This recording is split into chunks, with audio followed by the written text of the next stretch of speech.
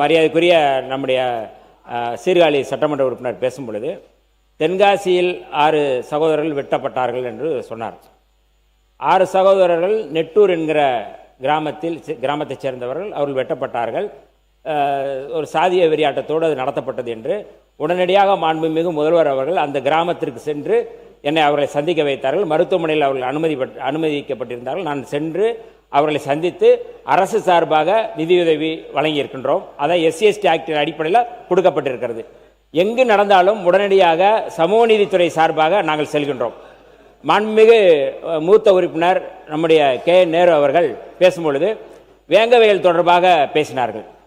வேங்கவயல் சம்பவம் 2022 டிசம்பர் மாதம் நடைபெற்ற உடனே அந்த 31ஆம் தேதியே புதுக்கோட்டையில் இந்த சம்பவத்துக்கு எதிராக மிகப்பெரிய போராட்டத்தை கூட்டணியில் இருந்தாலும் நாங்கள் நடத்திய போராட்டம், விடுதலை சிறுத்தைகள் நடத்திய போராட்டம், எங்களுடைய தலைவர் எழுச்சி தமிழர் தொல்காப்பியன் திருமாவளவன் பங்கேற்ற பல்லாயிரக்கணக்கான மக்கள் மத்தியில் அந்த போராட்டத்தை நடத்தினார்கள். அதற்கு பிறகு அந்த கிராமத்திற்கு எங்களுடைய தலைவர்கள் போனார்கள், நானும் போனோம். அந்த மக்கள் சொன்னார்கள், எங்கள் மீதே பழி சுமத்த விரும்புகிறார்கள், பழி சுமத்த முனைகிறார்கள் என்று சொன்னார்கள். அவர்கள் சொன்னார்கள், எங்களுக்கும் அதற்கு எந்த சம்பந்தமும் இல்லை என்று சொன்னார்கள். ஆனாலும் திரும்ப காவல்துறை, அங்கே இருக்கின்ற காவல்துறை, SP, CID உள்ளிட்ட எல்லோருமே ஒரு குறிப்பிட்ட அங்கே காவல்துறை SI-யாக இது காவல்துறையினுடைய கான்ஸ்டபிளாக பணி செய்கின்ற ஒருவர் மீது குற்றம் சுமத்தி முழுவதுமாக தலித் மக்கள் மீதே பழி சுமத்தப்பட்டு இதை கண்டித்து எங்களுடைய தலைவர் எழுச்சி தமிழர் தொல்காப்பியன் திருமாவளவன் அவர்கள் அன்றைய அவர்களிடமே சொன்னார்கள். ஆகவே அந்த குற்றச் செயலுக்கும் அந்த மக்களுக்கு எந்த சம்பந்தமும் இல்லை. இப்பொழுதும் அது குறித்து நீதிமன்றத்தில் இருக்கிறது, மேல்முறையீடு இருக்கிறது என்பதை நாங்கள் தெளிவுபடுத்த விரும்புகிறோம். ஒன்று, இந்த ஆணவ படுகொலை தொடர்பாக நான் என்னுடைய உரையில நான் பதில் சொல்ல முனைந்தேன். ஆனால் இப்பொழுது அதற்காக பதில் சொல்ல நான் விரும்புகின்றேன். ஆணவ படுகொலை தொடர்பாக இந்த அரசு, நம்முடைய அரசு அதில் சிறப்பு கவனம் செலுத்துகின்றது. அதற்கான அறிவிப்பை மட்டும் நான் அறிவிக்க எனக்கு அனுமதி தருமாறு கேட்டுக்கொள்கிறேன்.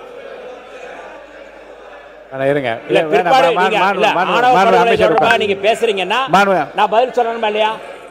ஆணவ படுகொலை தொடர்பா நீங்க பேசுறீங்க, நான் பதில் சொல்லணுமா இல்லையா? நான் அதுக்கு மட்டும் ஒரு அறிவிப்பு அறிவிச்சேன். வன்கொடுமைக்கு எதிராக சட்டங்கள் இயற்றப்பட்டு கடுமையான நடவடிக்கை எடுக்கப்பட்டும் சமத்துவம் மற்றும் சகோதரத்துவத்தினை நிலைநாட்டி அனைவரிடமும் இணக்கமான சூழ்நிலையை உருவாக்கவும் நமது அரசு முயன்று வருகிறது. இருப்பினும் சாதிய எண்ணத்தில் தன்னுடைய சொந்த குழந்தைகளையே ஆணவ படுகொலை செய்யும் செயலும் சமூகத்தில் தொடர்ந்து நடைபெற்று வருகிறது. சமூகத்தில் தொடர்ந்து நிகழ்ந்து வரும் ஆணவ படுகொலைகளை தடுப்பதற்கு சிறப்பு சட்டம் இயற்றுவதற்கு அரசியல் கட்சிகள், சட்ட வல்லுநர்கள், சமூக ஆர்வலர்கள், பாதிக்கப்பட்டவர்கள் அதாவது விக்டிம்ஸ் மற்றும் மக்களிடமிருந்து கருத்துக்களை சேகரித்து உரிய பரிந்துரையினை வழங்க அரசாணை எண் 567 உள் காவல்துறை நாள் 11/11/2025 படி கடந்த அரசு ஓய்வு பெற்ற சென்னை உயர்நீதிமன்ற நீதியரசர் KN பாட்ஷா அவர்களுடைய தலைமையிலே ஒரு குழு அமைக்கப்பட்டுள்ளது.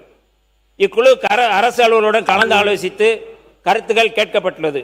மேலும் அரசியல் கட்சி பிரதிநிதிகளுடன் கலந்து ஆலோசித்து கருத்துக்கள் கேட்கப்பட்டுள்ளது. மேலும் அரசியல் கட்சி பிரதிநிதிகளுடன் கலந்து ஆலோசித்து கருத்தினை பெற்று அறிக்கை தயார் செய்ய வேண்டிய நிலை உள்ளதால் அரசாணை நிலை எண் 237 உள்துறை நாள் 24/7/2026 படி இக்குழுவிற்கு கால வரையறையினை 11/8/2026 முதல் 9 மாதத்திற்கு நீட்டிப்பு செய்யப்பட்டுள்ளது. இது மரியாதைக்குரிய KN பாட்ஷா அவர்களுடைய வேண்டுகோளின் அடிப்படையில் இது நீட்டிப்பு செய்யப்பட்டுள்ளது.